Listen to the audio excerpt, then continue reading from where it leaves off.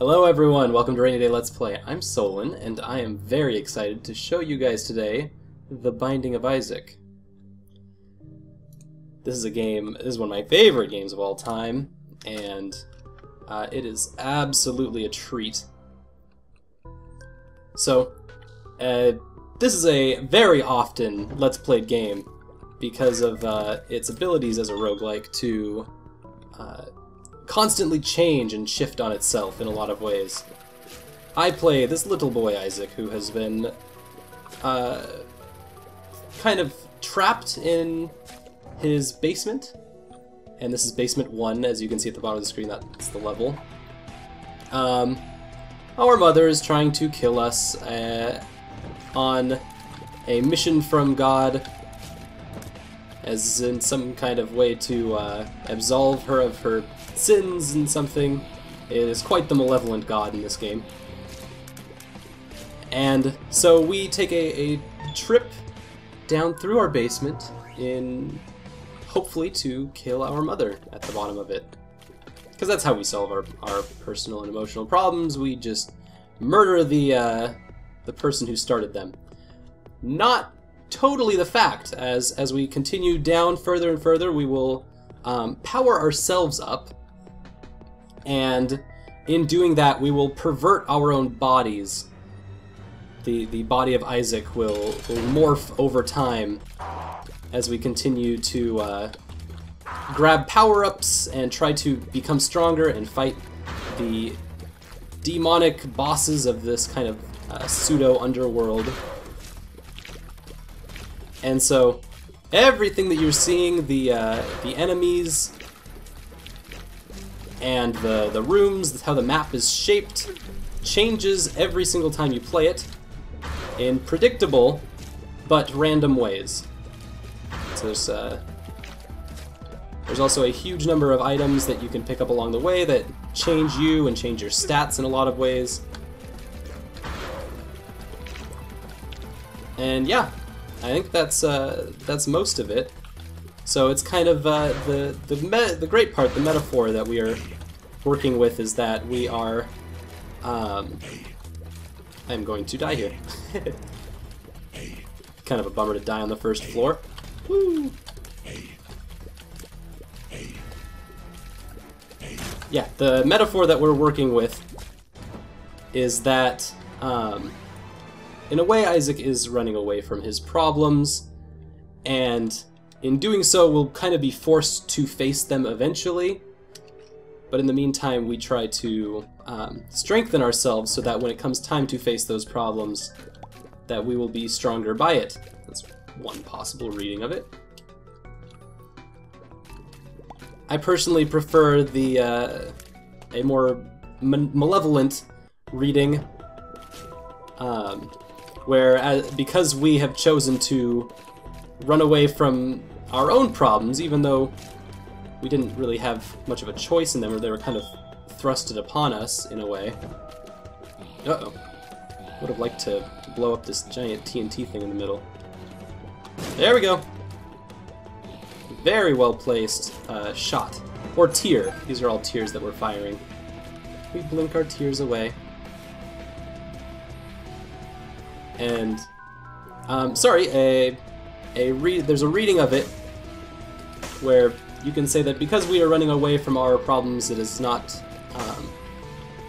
especially problems based on religion, running away from God, etc., etc., that we are basically indulging in our own sin in a way.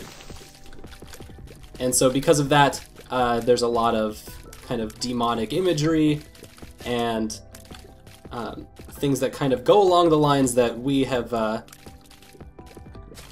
We are accepting our own sins in a way. So yeah, there's tons of.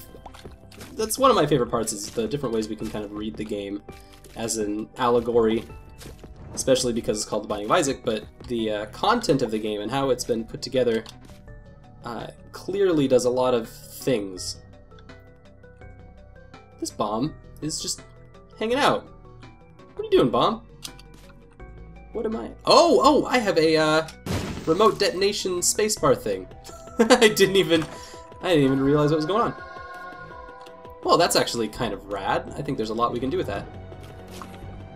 I had mistaken the power-up that we got for remote detonating our bombs for the kamikaze one, but that's a roll of dynamite, isn't it?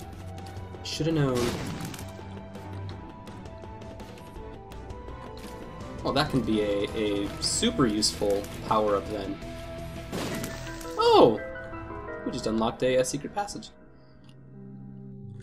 In case you don't know, everything that's being kind of shown on the screen... Oh my. A lot of the layout, the user interface, everything that's kind of going on is basically themed after the old Zelda games. Like this being a mini-boss room in a square shape is very similar to classic Zelda games. The map that displays more and more the deeper that we go into the maze. All of that you're seeing on the top left corner of the screen, that's not my face, that is all entirely based off of the first and second Zeldas. And in some ways some of the other ones too. Oh, we have, if you look at the top, we have coins and bombs and keys. And so we can kind of walk into shops and purchase things with our purchase things with our coins, mostly pennies, and enter into locked rooms with keys and blow things up with bombs. Anyway, we're not, as far as items go, we haven't really picked up a whole lot of interesting things. Anarchist Cookbook lets me throw bombs everywhere. I have become red. I'm not entirely sure what happened with that, but who needs skin? Duke of Flies is actually a very nice boss. Huh. Because he spits out flies, and as long as you have a way of dealing with flies very quickly, it can be very easy to take care of. Here's another one of those. Oh my god, I can't believe I missed that. I whiffed. It happens. There's little rocks that have a little bit of a tint on them. They're known as tinted rocks. And they have an X that marks them as well. And so those give you little items if you blow them up. Okay, so we have the Mark. I am familiar with that one. It does damage and stuff. Not familiar with this one. This is the Common Cold. We do poison damage. Okay. I didn't want to commit both of my hearts right now, since this is my first Let's Play, but I just sold my own hearts to the devil in that devil room, which we actually earned by not taking any damage at the boss fight. There's tons of minute and small nuances to the mechanics of the game that allow for a lot of good planning that you can do. So it's not a completely random experience. Oh no, I want to poison you. This is not going great. Ah! Let me just hide behind the rocks as best as I can. I like having magnet forehead. The item snatcher is a nice thing to have in case things are out of reach, but also just speeds things along real nicely. Come to me, little bomb! Had I not had item snatcher, I would have had to blow this rock up to cross the gap. Saved me a whole bomb. It's a room with spikes in it. You throw yourself on the spikes and you get items. I'm not sure I've ever seen it used to any success though. And so I'm not in a point where I want to start throwing my life away. Ah, they're coming closer! Wow, yeah, I definitely should have been hit by one of those shots, but the rotating slab of meat that's floating around me totally shielded me. Although, that time did not. Okay, it looks like when I get hit, I'm not sure what caused that. Unfortunately, I was not paying as much attention as I would have liked to. But when I get hit, I become superpowered. So that's really handy. Cool. We're in the library, we got some books. Any book is better than the Anarchist Cookbook right now. But I think Book of Belial is what I want to stick with. Book of Revelations is fantastic, because it gives you a soul heart every time you use it. but it doesn't recharge enough for me to merit use more than the Book of Belial, which I believe gives us a shield. Either shield or super damage. Stop it. Stop being in the corner. There we go. Flies will come to me in some cases, so much easier to deal with. I'm very much enjoying having poison tears. This is nice. Although poor Isaac looks a little sickly. Oh, those guys absolutely ran me into a corner. And there goes that gray temporary heart that I had. Ghost baby!